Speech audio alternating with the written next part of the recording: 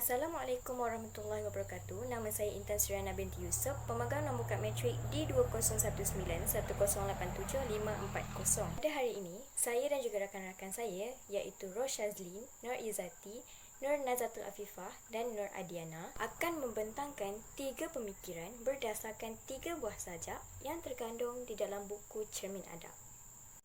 Buku kumpulan puisi Cermin Adab ini ditulis khas oleh Puan Nur Azimah binti Zakaria, yang juga merupakan pensyarah kanan Jabatan Bahasa dan Kesusastraan Melayu, Fakulti Bahasa dan Komunikasi, Universiti Pendidikan Sultan Idris. Puan Nur Azimah juga merupakan seorang yang sangat pakar dalam membuat kajian dalam manuskrip Melayu, penulisan kreatif dan karya agung. Untuk pengetahuan semua, buku Cermin Adab ini menghimpunkan 47 buah sajak. Sajak-sajak yang terkandung di dalam buku Cermin Adab ini ditulis berdasarkan peristiwa-peristiwa penting yang berlaku di dalam karya agung Sulalatus Salatin. Melalui penghasilan buku Cermin Adab ini juga, yang merupakan satu alternatif khas untuk memberi kefahaman kepada pembaca tentang sejarah Melayu ke dalam bentuk yang lebih mudah difahami. Pada hari ini, kumpulan kami akan memfokuskan 3 pemikiran berdasarkan 3 buah sajak di dalam buku Cermin Adab. Antaranya berdasarkan sajak Tun Kudu, sajak Pencuri dan juga sajak Hang Tuah Diuji. Melalui ketiga-tiga buah sajak ini, terdapat pelbagai perkara yang boleh dibahaskan dan ianya juga dapat dibincangkan dengan lebih mendalam. Untuk mendapatkan maklumat dan memahaminya dengan lebih jelas, pembentangan ini akan saya serahkan kepada ahli-ahli kumpulan saya yang lain untuk meneruskan. Oleh itu, akhir kata daripada saya, sekian, terima kasih. Assalamualaikum warahmatullahi wabarakatuh. Saya Nur Adiana binti Razli, memegang nombor matrik D2019108759. Saya ingin membentangkan tentang pemikiran dalam puisi Cermin Adab yang bertajuk Tun Kudu. Pemikiran dalam sajak Tun Kudu ini ialah taat setia. Taat setia itulah idea dan pemikiran pengarang nukilkan dalam sajak Tun Kudu ini. Taat setia sentiasa bersedia untuk berkorban adalah jati diri dan simbolik orang Melayu terhadap raja dan negara. Inilah seperti mana Tun Kudu buktikan dan menjadi topik puisi sajak ini. Sajak ini menzahirkan sebuah pengorbanan yang dilakukan oleh seorang isteri pemaisuri dan seorang rakyat yang mentaati kepada rajanya demi keharmonian dan keselamatan negara melebihi kepentingan pribadinya. Tun Kudu meleraikan rasa kasih dan sayangnya walaupun hatinya penuh duka. Tun Kudu mengorbankan dirinya kerana sifat ketaatan dan tanggungjawab yang dia telah dididik sejak sedari kecil. Membesar sebagai seorang anak pembesar kerajaan Melaka yang menjawat jawatan bendahara sangat mematangkan Tun Kudu. Tun Kudu tahu yang dia setiap saat dan bila-bila masa harus bersedia untuk menjunjung taat setia tanpa bicara, walaupun dia berharap kerana dia sedar dan pilihan bukan di tangannya. Tun Kudu mengambil ini semua sebagai tanggungjawab dan kewajipannya pada seorang insan yang bergelar suami raja dan pemerintah negeri demi keharmonian dan keselamatan. Tun Kudu juga sedar bahawa seorang raja mantan suaminya juga telah berkorban besar dengan membuang kepentingan peribadinya, memalingkan semua memori indah sebagai suami isteri demi tanah air. Apatah lagi alasan untuk Tun Kudu membantah dan memilih jika sang raja dan sang suami telah berkorban diri terlebih dahulu. Tun Kudu pasrah dan berserah pada Allah agar mendapat balasan yang baik nantinya. Hal ini selaras dengan pandangan Hazaria bin Abdul Kadir bahawa ketaatan rakyat terhadap pemimpin adalah salah satu aspek yang penting dalam sebuah pemerintahan kerana ianya merupakan pemberian kepercayaan oleh rakyat kepada pemimpin untuk memimpin mereka dalam bentuk kepatuhan terhadap perintah dan larangan. Seorang pemimpin tidak akan mampu memimpin tanpa wujudnya ketaatan dari kalangan orang yang dipimpinnya.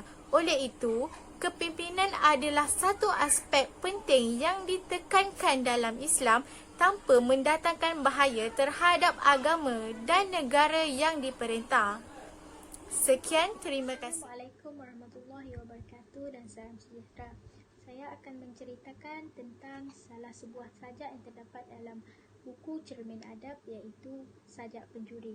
Seperti kita sedia maklum, Sajak Pencuri ini menceritakan kisah yang terdapat dalam buku Sulalatul Salatin, iaitu kisah langkah membasmi pencuri. Secara ringkasnya, sajak ini menceritakan dan memaparkan kisah bagaimana seorang pemimpin mengawal dan mentadbir negerinya ketika berlakunya huru-hara. Pemimpin yang dimaksudkan adalah Sultan Alauddin Riayat Shah yang cekap mengawal negeri pemerintahannya, iaitu Melaka, ketika berlakunya kes kecurian. Ini jelas menunjukkan idea dan pemikiran yang ingin disampaikan oleh pengarang melalui sajak ini adalah pemimpin yang bertanggungjawab. Bertanggungjawab adalah sikap dan perilaku seseorang untuk melaksanakan tugas dan kewajipannya sebagaimana yang seharusnya dilakukan terhadap dirinya sendiri, masyarakat dan negara serta agama. Sajak Pencuri ini jelas menunjukkan bahawa Sultan Alauddin Riayat Shah ini merupakan pemimpin yang bertanggungjawab, di mana baginda merasa resah dan gelisah ketika mendapat tahu bahawa Melaka mengalami kes kecurian.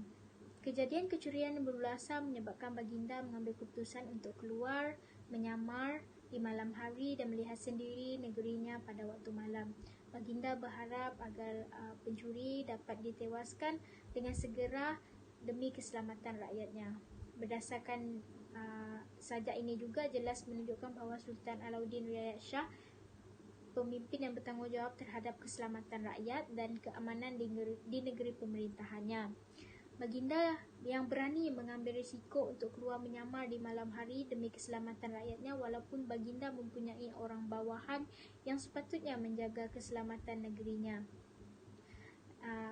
Oleh itu, pemikiran tentang pemimpin yang bertanggungjawab ini diangkat oleh pengarang kerana ia dapat membuktikan bahawa sikap tanggungjawab memberikan kepimpinan yang berkesan dan positif kepada masyarakat dan negara seperti pemerintahan Sultan Alauddin Riayat Shah. Assalamualaikum warahmatullahi wabarakatuh. Dalam sajak Hang Tua Diuji ini, dalam buku Cermin Adab yang menceritakan tentang pemikiran dan ketabahan dan juga kesabaran yang ada dalam diri Hang Tua. Menurut penulis iaitu Nur Azimah Zakaria menjelaskan, selain daripada Hang Tua seorang yang berani dan bijaksana, Hang Tua juga seorang yang tabah dan sabar dalam menempuhi segala dugaan dan cabaran hidup. Sebagai contoh, apabila di Melaka telah diancam keamanan dan keharmonian negeri Melaka telah terganggu, iaitu dikatakan ada orang yang mengamuk di negeri Melaka. Ini telah mengancam keselamatan penduduk di negeri Melaka. Dari perspektif pelbagai agama mengatakan sabar ini boleh dikatakan sebagai pengendalian diri, menahan derita dan sebagainya lagi. Menurut Hamka Hassan, etimologi sabar ini boleh dikatakan sebagai proses yang aktif, bukannya pasif. Ianya jika berlaku proses aktif ini, pastinya akan berujung hasil dalam proses sabar ini yang dikenali sebagai sifat sabar. Sekian, terima kasih. Assalamualaikum warahmatullahi wabarakatuh. Nama saya Nur Izzati binti Abdul Fattah, memegang kad matrik D201910875441. Okey, kesimpulannya, cermin adab ini menghimpunkan sajak-sajak yang lahir daripada cerita Sulalatus Salatin. Sajak ini mengambil rencah yang tersedia dan ramai orang telah tahu jalan cerita, namun telah diolah dan dihidangkan sesuai buat pedoman masyarakat pada hari ini. Okay. Dalam sajak ini terdapat 47 buah puisi yang terkandung yang bagaikan sebuah antidot yang dapat menjelaskan krisis jati diri yang menempel dalam jiwa generasi muda pada hari ini. Okay. Puisi ini telah menjadi jabatan untuk menilai dan mencari api kekuatan tentang pengorbanan, pengkhianatan, kebijaksanaan yang sentiasa berlegar tanpa mengira masa. Okey, terdapat 3 pemikiran yang kami pilih daripada sajak tersebut.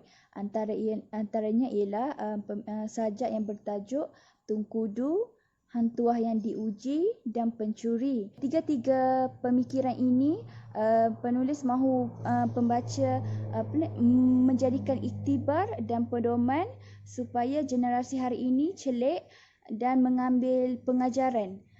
Kesemua sajak ini mempunyai nilai-nilai dan pengajaran yang tersendiri yang mampu mendorong orang lain untuk melakukan ke arah kebaikan. Sekian, terima kasih.